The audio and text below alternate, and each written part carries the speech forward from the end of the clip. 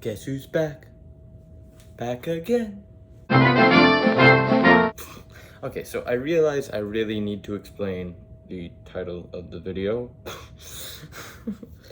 Let me just be clear. I'm talking about why slaves were better off in America, assuming that you were already a slave. I'm not condoning slavery. I'm just saying if you were a slave, it'd be best to be in America. Anyway, that aside, let's try to prove that point. Boom, boom, surprise, surprise. Slavery didn't start in America. I know that very crazy to all the people out there, but the entire public outlook on slavery is wrong. It actually started in ancient times, and as always with war, because war necessitates things that people aren't really too proud of. At the time, armies couldn't bring their food with them on the insanely long campaigns that they would usually be on. Like, remember, it took years. So these armies would have to forage for food.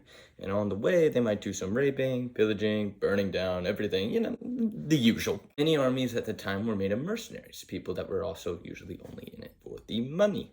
Put yourself in your king's position. You have to punish these prisoners, because if you don't, then the peasant food providers will rise up. And all of your food was just burned, and now you're facing a major crisis. So the solution is you put your prisoners of war to work, repairing the fields, growing the food, etc. Slavery was actually typically the only humane and practical way to avoid killing prisoners of war. This partly explains why slavery was accepted in ancient times. This is also the pattern that pretty much everyone at the time followed, and in Africa it was still very common among the tribal kingdoms when the Europeans arrived. It's also hard not to believe that Africans were the ones selling Africans into slavery. The Africans got the money to buy the food and less mouths to feed as well, which would make their crisis easier. And the Europeans got the cheap labor they needed. Remember that these slaves were also usually prisoners of war, and the alternative was far worse. If you didn't go with the Europeans, you were likely to be marched across the Sahara Desert, handed over to the Arabians, and they needed eunuchs for their dozen or so wives, so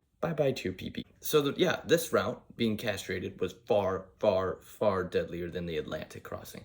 Again, not condoning either. I'm just saying one was worse than the other. The fact that there was such a huge slave population in America and that number grew without the slave trade in place. Remember, we banned the slave trade very early on. That should tell you something. There's a huge number of slave descendants in America as well. In Arabia or South America, both places that were very common, not many slave descendants. My point in all this is that it's not that slavery is a good thing. And if you're watching to the end of the video, kudos to you because you've kept an open mind. Slavery is not a good thing. In fact, it's actually bigger now than it was then, with sex slavery, human trafficking, human rights violations, etc. You can ask the cartels about that one. But the world as it is now, there is no longer a need for slavery with free trade and like the idea of prisoners of war working for you so that your population wouldn't rise up against you and to provide food for you.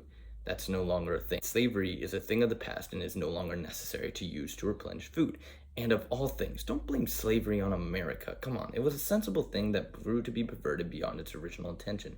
And slavery wasn't invented by America in the first place, nor was it founded on slavery at all. The first people to come to America were people who were religiously persecuted, Christians that were religiously persecuted. So come on, give us a break, man. Anyway, thank you for watching to the end of this. Please subscribe. I need the money.